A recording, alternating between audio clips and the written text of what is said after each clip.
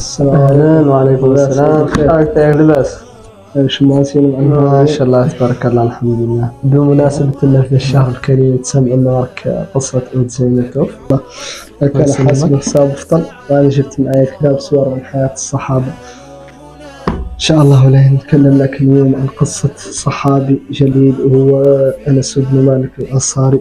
أنس بن مالك، اسمعني يا خلاص الله يرحمه. يقول لك: كان أنس بن مالك في أمر الورد حين لقنته أمه الوميصاء الشهادتين، وأترأت فؤاده الود بحب نبي الإسلام محمد بن عبد الله عليه أفضل الصلاة وأزكى السلام، فشغف أنس به حبا على السماء ولا ضروة الآذان تنشق قبل العين أحيانا، وكم تمنى الغلام الصغير أن يمضي إلى نبيه في مكة أو يفيد الرسول الأعظم صلى الله عليه وسلم عليهم في يثرب ليسعد برؤياه ويهنأ بلقياه، لم يمضي على ذلك طول وقت حتى سرى في يثرب المحظوظة المضبوطة أن النبي صلوات الله وسلامه عليه وصاحبه الصديق في طريقهما إليها، فومرت البهجة كل بيت وملأت الفرحة كل قلب، وتألقت العيون والقلوب بالطريق الميمون الذي يحمل خطى النبي صلى الله عليه وسلم وصاحبه إلى يثرب.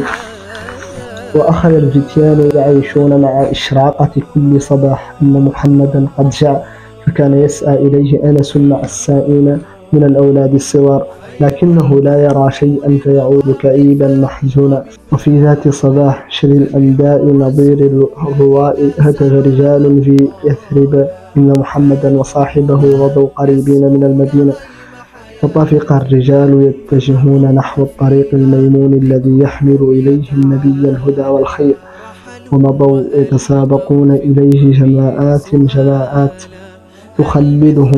تخللهم أسراب من الصغار الفتيان تزورد على وجوههم فرحة تغمر قلوبهم الصغيرة وتترئ أفئدتهم الفتية. وكان في طلعة هؤلاء الصبية أنس بن مالك الأنصاري.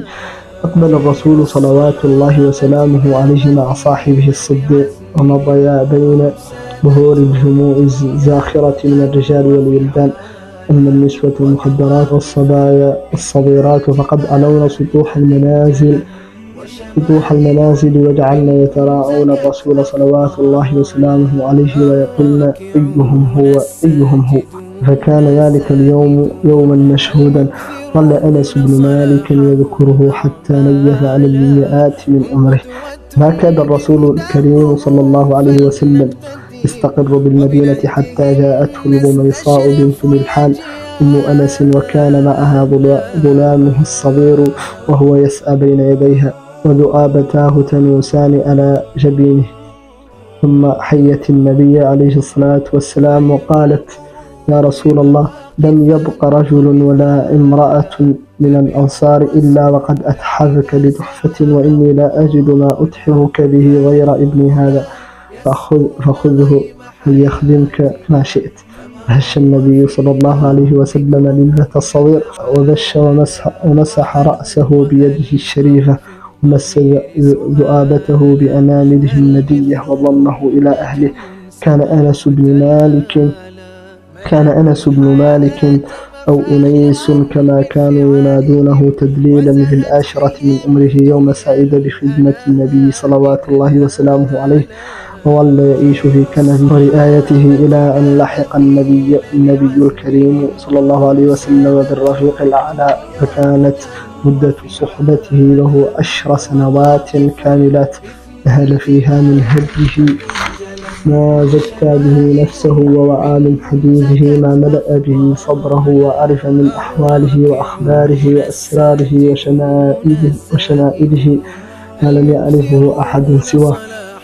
ولقد لقي أنس بن مالك من كريم مؤاملة النبي صلوات الله وسلامه عليه ما لم يظهر به ولد من والد، وذاق من نبيل شمائله وشديد خصائله ما تغلطه عليه الدنيا. قال أنس بن مالك: كان رسول الله صلوات الله وسلامه عليه من أحسن الناس خلقا وأرحبهم صدرا وأوفرهم حنانا، فقد أرسلني يوما لحاجة فخرجت وقصدت صبيانا يلعبون في السوق لألعب معهم، ولم أذهب إلى ما أمرني به. فلما صرت إليهم شعرت بإنسان يقف خلفي ويأخذ بثوبي فالتفت فيه فإذا رسول الله صلى الله عليه وسلم يبتسم ويقول: يا أنيس، أذهبت حيث أمرتك؟ فارتبكت وقلت: نعم، إني ذاهب الآن يا رسول الله، والله لقد خدمته 10 سنين، فما قال لي لشيء صنعته لما صنعته، ولا لشيء تركته لما تركته. وكان الرسول صلوات الله وسلامه عليه إذا نادى أنسا صغره تحبيبا وتدليلا، فتارة يناديه يا أنيس، وأخرى يا بني. وكان يوبق عليه من نصائحه ومواعظه ما ملأ قلبه وملك لبه، من ذلك قوله له: يا بني، إن قدرت أن تصبح وتمسي وليس في قلبك غش لأحد فافعل. يا بني، إن ذلك من سنتي، ومن أحيا سنتي فقد أحبني، ومن أحبني كان معي في الجنة.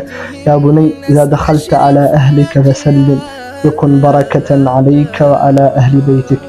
عاش أنس بن مالك بعد وفاة الرسول عليه الصلاة والسلام 180 عاما، وملأ خلالها صدور علم من علم الرسول الأعظم صلى الله عليه وسلم، وأترع فيها العقول فقها من فقه النبوة، وأحيا فيها القلوب بما بثه بين الصحابة والتابعين من هدي النبي صلى الله عليه وسلم، وما أذاءه في الناس من شريف أقوال الرسول الأعظم صلى الله عليه وسلم وجليل أفعاله. وقد وضع أنس على طول هذا العمر المديد مرجعا للمسلمين، ويفزعون إليه كلما أشكل عليهم أمر، ويؤولون عليه كلما استغلق على أفهامهم حكم.